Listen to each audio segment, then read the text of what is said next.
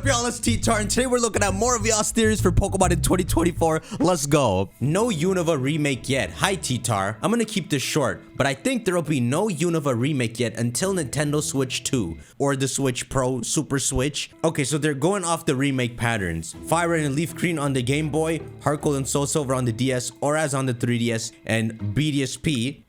Using those Switch graphics on the Switch. See, alright, we talked about this before. Yeah, I don't think Unova's coming out this year. I think next year for Unova just works perfectly for the timeline. So this year it'd be Johto, next year it'd be Unova on the new Switch, which would be insane. Higher graphics, FPS, cleaner. If it still lags, that'd be hilarious, but Unova on an upgraded platform. And then in 2026, we would get Gen 10. Think about that timeline. Put it on screen right now. Johto, Unova, Gen 10. As far as I can conjure up, this is the only way this has to happen. So this is what I'm saying, my dudes. This year on Pokemon Day, Johto games. Crystal Remakes Legends Johto, just wait for it. Ooh, Kurt's involvement in Legends. Okay, so this is talking about how a Legends Johto's story could play out. Hi, T-Tar. I have a theory regarding Legends Johto. We all know how the whole GS Ball event was gonna play out, and how Kurt, the Apricorn Ball Maker, was involved in it. The GS Ball was supposed to hold Celebi, making Kurt its guardian. Alright, so since the GS Ball is murky waters, like we all forgot about, I'm gonna explain what it is. So, you know, for the first time in like a decade, Game Freak went back to making an event for mythical Pokemon, like Pecharin, right? The last time they really did it was like Victini Gen 5, Darkrai Shaman Arceus in Gen 4. But the first time they really did this goes all the way back to Gen 2 in Pokemon Crystal, where just like you'd get like the Oak's Letter, you would get something called the GS Ball. So it looks like this, and you would take it to Kurt, the dude who makes balls out of apricorns, and he analyzes it for a while, and when you go back after like leaving the house and going back inside, he tells you to take it to the Ilex Shrine, and that's how you unlock the Celebi event, where you get to catch it at the shrine. Legit, the GS Ball was never mentioned again, even though they built this mystery on it. I mean, it was called the GS Ball probably because Pokemon Gold and Silver. So it's like Pokemon, they had some intention of explaining what that really means.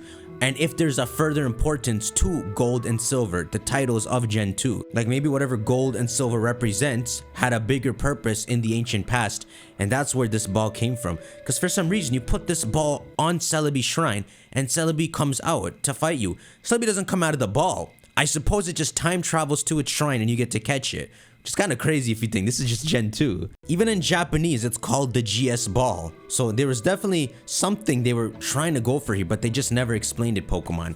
But after like 2 decades, the GS Ball is mentioned by an NPC once in Pokemon Ultra Sun and Moon. Let me see what they said. So here you go. There's this old man in Ultra Sun and Moon who's talking about it is indeed the greatest Smith's Ball. That is what we call the GS Ball.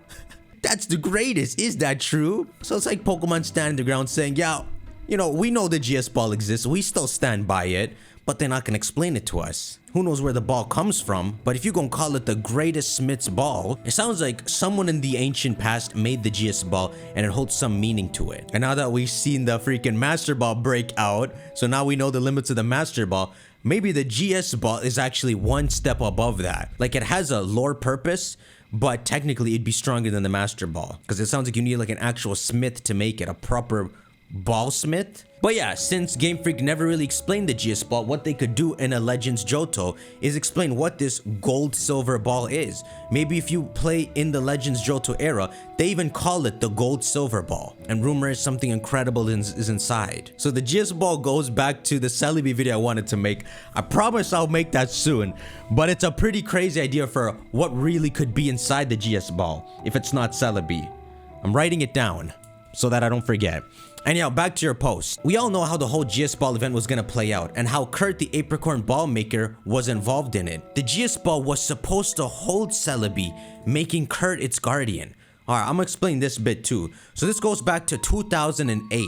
So my boy Pokebeach had an interview with Masamitsu Hidaka, okay? He got some information on the GS Ball through him. This was in 2008. It's almost a decade after Pokemon Crystal originally came out. So Pokebeach asks, what's the deal with the GS Ball? As soon as I said GS Ball, the man shook his head and started to laugh embarrassed. He stated, you're very sharp for remembering that, I guess, and began to explain it contained a gold and silver monster. Bro, that is so cool. We have to explore that idea. Well, we go on. I asked him if Celebi was in the ball, since you use it to summon Celebi in the Crystal games. And at first he paused, as if he shouldn't answer or say anything, but then he said yes. Now listen. A gold and silver monster, Celebi, these two things aren't like each other. So either the gold and silver idea was scrapped, and then they turned it into Celebi, and then they scrapped that too, or if you know what that means. He explained that the writers were originally gonna have a whole story about Celebi in the show with Ash and crew, which we saw in the anime, right? Ash has the GS ball for a bit. And he made it sound as if the actual story of the GS ball was more important than what actually happened in the anime of just getting Ash to move around. But then it's pretty cool, right? Back then they were actually planning alongside the movies. But then they had a change of plans and they decided we're gonna make the Celebi movie instead. So the GS ball in the anime, it just ends right there. It's not really explained properly. He said the writers didn't know what to do with the ball after they made their decision, so they're hoping fans would just forget about it. But then, you know, Ultra Sun and Moon comes along 10 years after this interview and they decide to mention the GS ball again.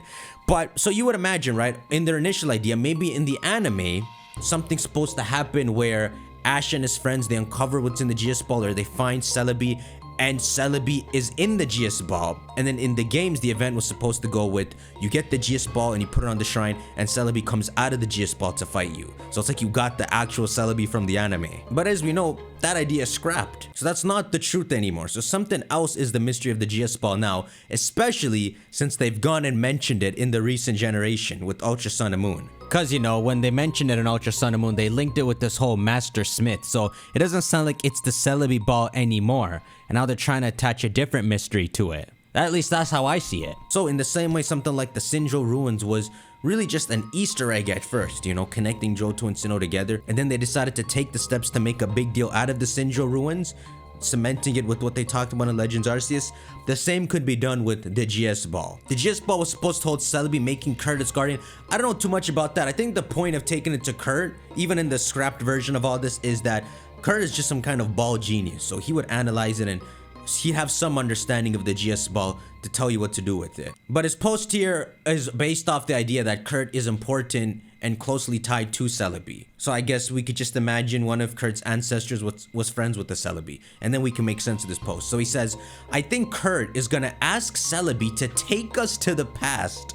Maybe Kurt can go with us. That way we can get apricorn balls in the past without ruining the Pokeball lore history. So what he's trying to do here is the jump start that starts the Legends Johto game. So in the same way in Legends Arceus posts someone from the future, which a lot of fans are speculating in some weird way is the same character you play as in the original Diamond and Pearl, that to follow the same theme of pulling someone from the future, except this time without involving Arceus, that it would be Ethan or Lyra or Chris, you know, whoever the Johto protagonists are, they would be going to Kurt and be sucked into the past with Celebi, either by his own will or maybe someone forces him to do it, which is a fun spin, right? I think that'd be kind of badass. I like the way the Gen 2 character looks, Gold Ethan, whatever you call him.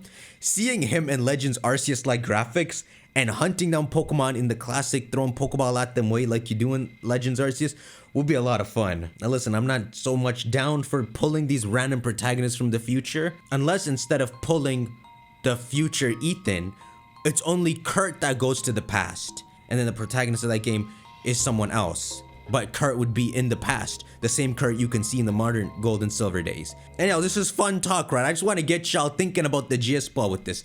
But here's how he thinks the story could play out once you go to the past. So maybe there are scientists in the Ruin of Alph that are part of some organization experimenting on Unknown so they can know more about the true form of Arceus and its origins. This is what we talked about in the recent video, right?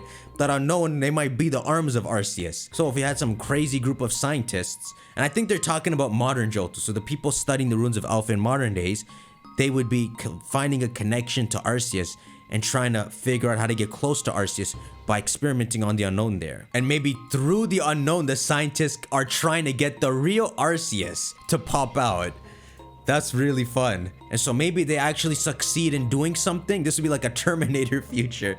But listen, Pokemon already did the go into the past crap, so it doesn't sound too far-fetched. So imagine something weird like the people in modern Johto actually do succeed and they cause this world-shaking incident, And so you, Kurt, and Celebi go back to the past to a time period, I guess Celebi decides, which is at the start of this organization. So it'd be like around 150 years ago, same time as Legends Arceus takes place. And the story would be trying to stop the founders of that organization to save Johto, Arceus, and the Unknown.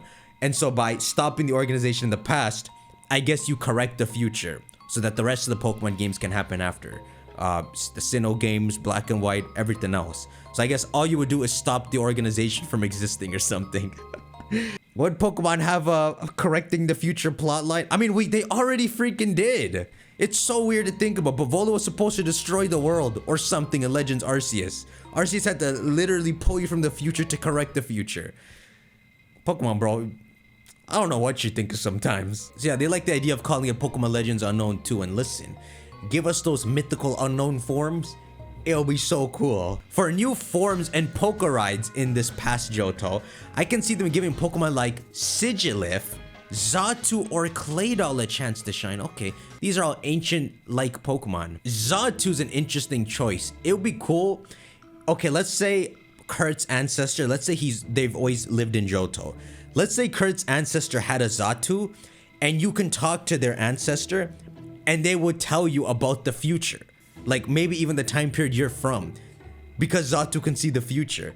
So maybe as you're messing with this organization, there's like this side quest crap where you can go to the Xatu and hear stories about how the modern day is doing.